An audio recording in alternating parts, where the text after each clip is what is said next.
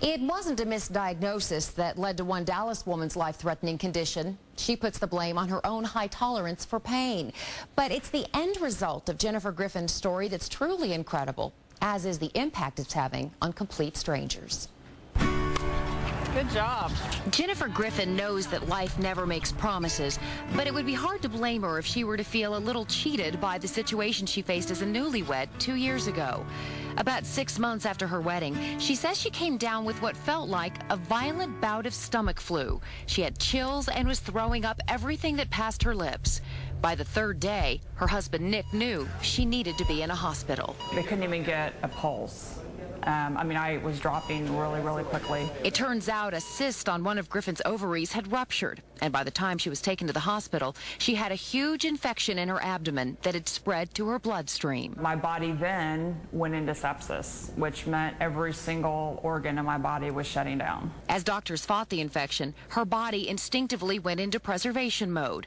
It began rushing blood to her brain and heart, and that meant she wasn't getting blood to her extremities. So the issue was either to try to reverse that medically somehow, and the risk of having brain damage would be pretty high, or keeping everything as is and risk losing your legs and your hands. Griffin was in a medically induced coma for nearly 2 months.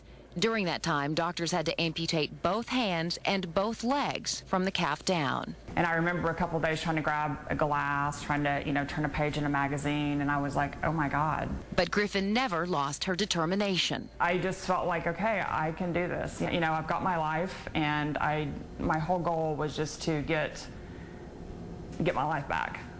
And I fought really hard to do that. Hard enough that she was able to condense 6 to 8 weeks of rehabilitation into just 2.5 weeks. And she says while she was able to quickly return to an active lifestyle, it might not have happened without the generosity of an unlikely stranger. I was at my house one day and got a phone call from Ross Perot, and he has provided my first set of prosthetics for me. And that kindness inspired Griffin to help other amputees, specifically children. The self-esteem issue, I think it's huge. This world can be really crazy and really mean, and I think the younger you start them out feeling really strong about themselves, and any sort of difference should be embraced. Griffin created the Positive Living for Active Youth Foundation, or PLAY. It's designed to be a financial resource for children and teenage amputees who want to get involved in sports and lead active lives. She raises money for the PLAY Foundation with fundraisers such as this tennis tournament in early June. Nice kitty. In the last several months, PLAY has raised almost $60,000 in private donations. Come on! Money that's helping children like 6-year-old Ryan Carr. Just days ago, PLAY sent Ryan and her family to Oklahoma so Ryan could participate in the Endeavor Games for athletes with physical disabilities. She took home 4 gold medals and a huge sense of pride, which is not only incredibly gratifying to Griffin, but inspiring too. I just don't want to live my life in a chair or depressed or upset about this. I walk differently. I may think a little different now, but life's just too short. It just is.